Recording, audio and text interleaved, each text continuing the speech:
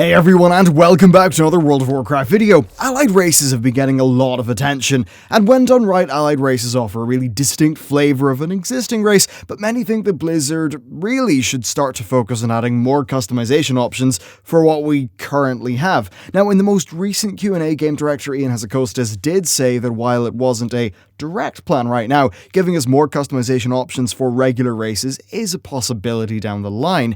This brings us to the most recent build of the Battle for Azeroth beta test. It just so happens that Blood Elves has some very interesting data mining, so we essentially found 3 new facial variants that have golden glowing eyes, which of course is a pretty damn big change from the green eyes that we currently have. Why? Well, you know, the rule of cool tends to win out over all else, but I suppose there is a lore justification. The Sunwell is now purified, Blood Elf Paladins are no longer sucking the light out of a captured Naru, their, redemption arc that has happened, so this customization option seems to reflect that. Currently, World of Warcraft has a lot of players who are in it for the customization, primarily through systems like transmogrification, but also more recently through allied races.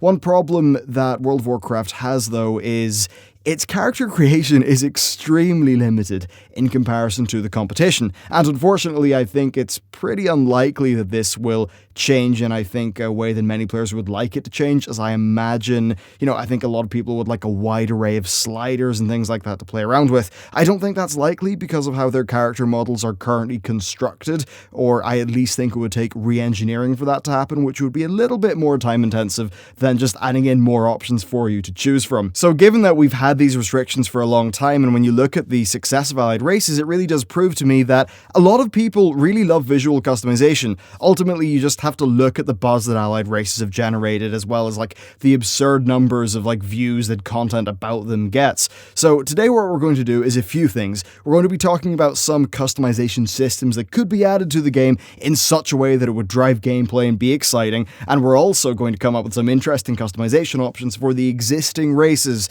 as well as a bunch of allied race-like rewards, such as custom armor sets and mounts. For the most part, I do agree that allied races, sometimes they can just feel like an upgrade of existing ones. I don't see that as being the role of a race, so I would encourage Blizzard to bring their current offerings up to scratch. Now, of course, cynically, a new allied race means a bunch of new YouTube videos. It means a bunch of article headlines. It means a hell of a lot of buzz. Adding a few tattoos for regular humans, it's probably not going to really get that much buzz, so I can empathize with the WoW team leadership. They're definitely getting more value out of their artists working on allied races than working on, say, new tattoos for humans. But let's go back to those Blood Elves. Having golden eyes is really cool, but logging in one day and just, going to the barber and swapping your eyes, that's... Not only is that narratively silly, but, it also makes the golden eye customization really throwaway. What would be ideal is making it either an achievement that you unlock or maybe a sort of racial quest line. So maybe you earn favor with the Blood Elf leadership, you go on a pilgrimage to the Sunwell, and you walk out with new golden eyes.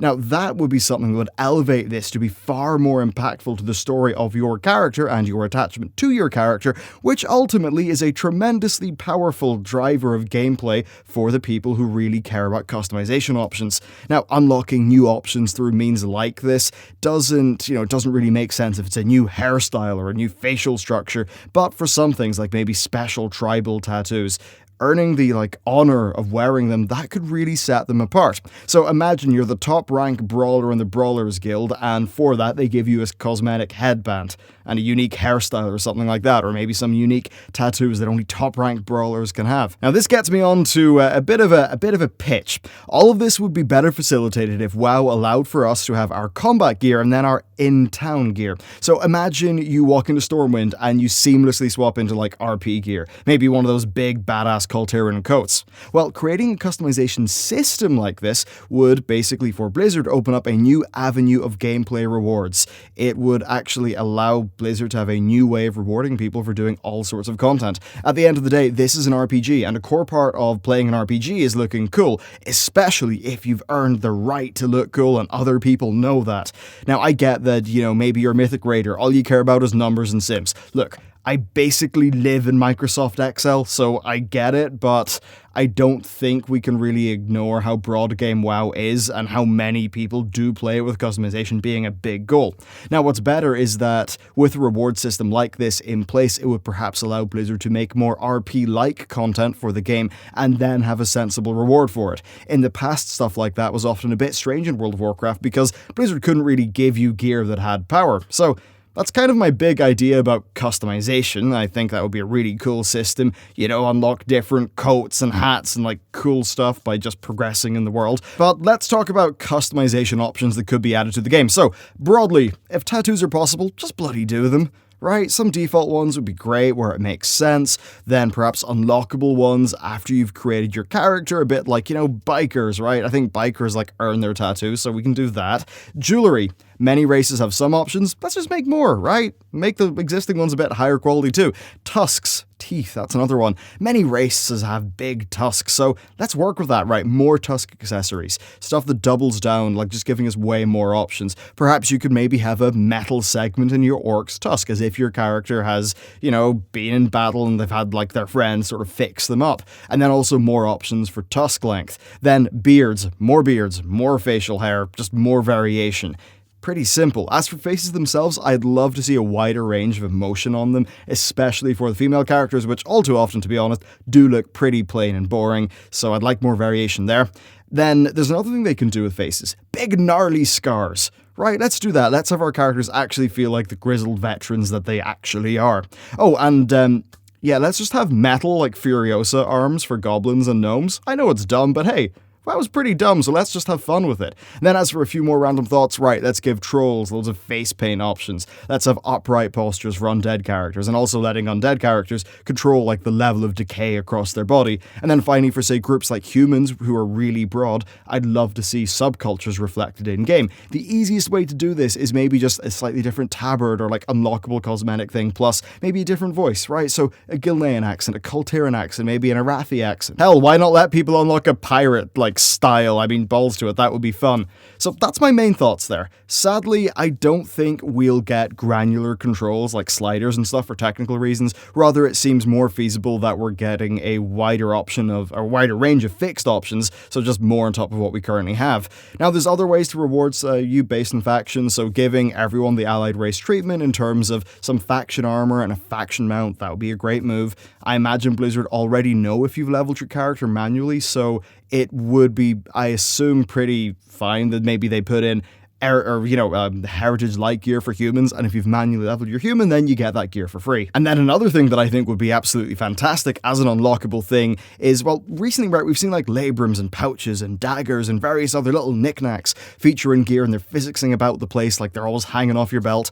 I wonder if being able to unlock some of those as customization options would be a good idea. I mean, as, I mained Hunter for a very long time, being able to, have quivers, properly once we move past our artifact, but also be able to customize them and unlock different ones. Having some class-based, customization progression through all of that would, again, really double down on, what your character means to you, and I think that would be a really good move for them. So for me, I think all of this is to say that with Legion, Blizzard were able to create a pretty robust endgame progression that totally focused on player power, and that's completely fine, but it's ultimately fleeting. Every major patch has a gear reset, and the game's full of catch-up systems anyway. Investing the time into creating a long-term reward structure that stays on your character for years, I think that's something that's really worth doing. Mounts and transmogs kind of do that, and they're great at doing that. But I think we've yet to see a modern innovation in this regard from Blizzard. So that is probably one thing I would love to see them experiment with in this expansion. But I guess given the time, maybe we'd have to wait till the expansion after this one.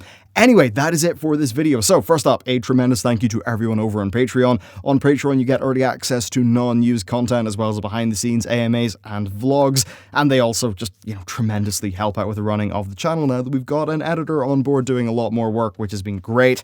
So yeah, a massive thank you to them, a massive thank you to you for watching this video. And with that, I will see you next time.